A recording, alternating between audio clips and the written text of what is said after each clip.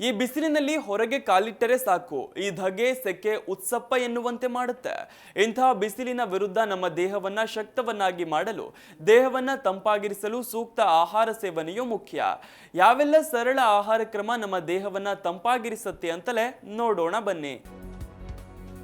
ಬೇಸಿಗೆಯಲ್ಲಿ ದೇಹ ತಂಪಾಗಿರಿಸುವ ಆಹಾರಗಳಿವು. ಬಹಳಷ್ಟು ಮಂದಿಯ ಬಾಯಿಯಲ್ಲಿ ಈಗ ಬರೋ ಮಾತು ಒಂದೇ, ಈ ಬಾರಿ ಏನ್ ಸಖಿಯಪ್ಪ ಅನ್ನೋದು. ಸೂರ್ಯ ಉದಯಿಸಿದ ಕೆಲವೇ ಗಂಟೆಗಳಲ್ಲಿ ಧಗಿಸಿ ಉರಿದು ಈ ಬಾರಿಯ ಬಿಸಿಲನ್ನ ಇನ್ನಷ್ಟು ತೀವ್ರಗೊಳಿಸ್ತಿರೋದು ಸುಳ್ಳಲ್ಲ. ಬೆಂಗಳೂರಿಗರು ಕೂಡ ಈ ಬಾರಿಯ ಸೆಕೆಯಿಂದ ತತ್ತರಿಸಿ ಹೋಗ್ತಿದ್ದಾರೆ. ಹೊರಗೆ ಕಾಲಿಟ್ರೆ ಸಾಕು, ಸ್ನಾನ ಮಾಡಿದಂತೆ ಬೆವರಿನಿಂದಲೇ ತೊಯ್ದು ಹೋಗುವ ಮಂದಿ ಬಿಸಿಲನ್ನ ನೋಡಿ ಉಸ್ಸಪ್ಪ ಎನ್ನುತ್ತಿದ್ದಾರೆ. ಇಂತಹ ಬಿಸಿಲಿನ ವಿರುದ್ಧ ನಮ್ಮ ದೇಹವನ್ನ ಶಕ್ತವನ್ನಾಗಿ ಮಾಡಲು, ದೇಹವನ್ನ ತಂಪಾಗಿರಿಸಲು ಸೂಕ್ತ ಆಹಾರ ಸೇವನೆಯೂ ಕೂಡ ಮುಖ್ಯ. ಹಾಗೆ ನೋಡಿದ್ರೆ ನಾವು ಸಾಂಪ್ರದಾಯಿಕ ಶೈಲಿಯತ್ತ ಮುಖ ಮಾಡಿದ್ರೆ ನಮ್ಮ ಪೂರ್ವಜರು ಹಿರಿಯರು ಋತುಮಾನಕ್ಕೆ ಅನುಗುಣವಾಗಿ ಆಹಾರವನ್ನ ತೆಗೆದುಕೊಳ್ಳೋ ಬಗೆಯನ್ನ ನಮಗೆ ದಾಟಿಸಿದ್ದಾರೆ. ಆದ್ರೆ ಬಹಳಷ್ಟು ಬಾರಿ ಅವರ ಅಂತಹ ಸಂದೇಶವನ್ನ ನಾವು ನಿರಾಕರಿಸಿ ನಮ್ಮದೇ ಹಾದಿಯಲ್ಲಿ ಸಾಗಿದ್ದು ಕೂಡ ಇಂತಹ ಸಮಸ್ಯೆಗಳಿಗೆ ಕಾರಣ ಏನೋ ಅನ್ನಬಹುದು. ನಾವು ಎಸಿ ಸ್ವಿಚ್ ಆನ್ ಮಾಡಿ ದೇಹವನ್ನ ಹೊರಗಿನಿಂದ ತಂಪಾಗಿಸಬಹುದು ನಿಜ, ಆದ್ರೆ ಒಳಗಿನಿಂದ ದೇಹವನ್ನ ತಂಪಾಗಿರಿಸಲು ಕೆಲವು ಆಹಾರ ಸೇವನೆಯ ಮೊರೆ ಹೋಗಲೇಬೇಕು. ಬನ್ನಿ, ಯಾವೆಲ್ಲ ಸರಳ ಆಹಾರ ಕ್ರಮ ನಮ್ಮ ದೇಹವನ್ನ ತಂಪಾಗಿರಿಸುತ್ತೆ ಅನ್ನೋದನ್ನ ನೋಡೋಣ. ಈ ಆಹಾರ ಸೇವನೆಯಿಂದ ಬೇಸಿಗೆಯಲ್ಲಿ ನೀವು ಅಸಿಡಿಟಿ, ತಲೆಸುತ್ತು, ನಿತ್ರಾಣ, ನಿದ್ರಾಹೀನತೆ, ಹಸಿವಿನ ಕೊರತೆಯಂಥ ಸಮಸ್ಯೆಗಳ ವಿರುದ್ಧ ಹೋರಾಡಿ ಫಲವನ್ನು ಕಾಣಬಹುದು. ಮೊದಲಿಗೆ ಸ್ಥಳೀಯ ಹಣ್ಣುಗಳು. ಬೆಳಗಿನ ತಿಂಡಿಯ ನಂತರ ಮಧ್ಯಾಹ್ನದೂಟದ ಮೊದಲು ಏನಾದರೂ ಸ್ನ್ಯಾಕ್ಸ್ ತಿನ್ನೋ ಅಭ್ಯಾಸ ನಿಮಗಿದೆ ಅಂತಾದ್ರೆ ಬೇಸಿಗೆಯಲ್ಲಿ ನಿಮ್ಮ ಸ್ಥಳೀಯ ಹಣ್ಣುಗಳನ್ನು ತಿನ್ನಲು ಮರಿಬೇಡಿ. ಸ್ಥಳೀಯವಾಗಿ ಸಿಗುವ, ಬೇಸಿಗೆಯಲ್ಲಿ ಮಾತ್ರ ಲಭ್ಯವಿರೋ ಹಣ್ಣುಗಳನ್ನ ಹೊಟ್ಟೆಗಿಳಿಸಿದ್ರೆ ನಿಮ್ಮ ದೇಹ ತಂಪಾಗತ್ತೆ. ಬಿಸಿಲಿನಲ್ಲಿ ಓಡಾಡಿದ್ರೂ ದೇಹಕ್ಕೆ ಶಕ್ತಿ, ಸಾಮರ್ಥ್ಯ ಬರುತ್ತೆ. ನಿತ್ರಾಣಗೊಳ್ಳುವ, ತಲೆ ಸುತ್ತಿ ಬವಳಿ ಬೀಳುವಂತಹ ಸಮಸ್ಯೆಗಳು ನಿಮ್ಮನ್ನ ಕಾಡೋದಿಲ್ಲ.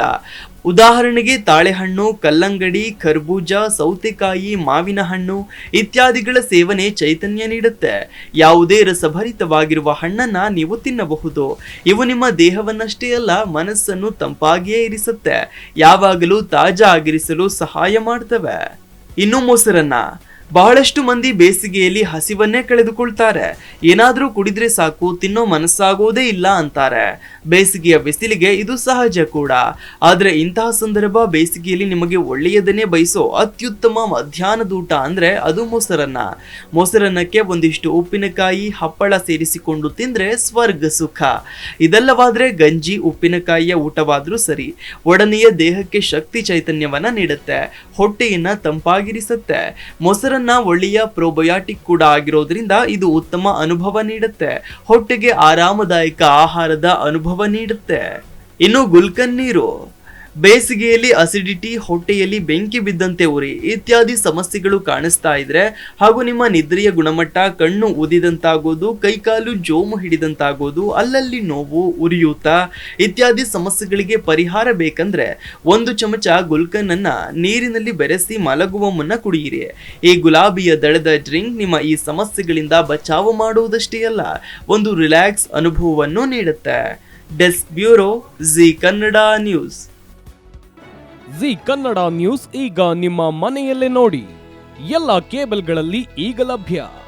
ಸನ್ Direct 292, Jio TV 1334, U digital 162, city cable 51, GTPL 17, Abhishek cables 821, Rockline telecommunication 51, Shri Basaveshwara number 60, Vinayaka digital number 53, in digital number 896ರಲ್ಲಿ.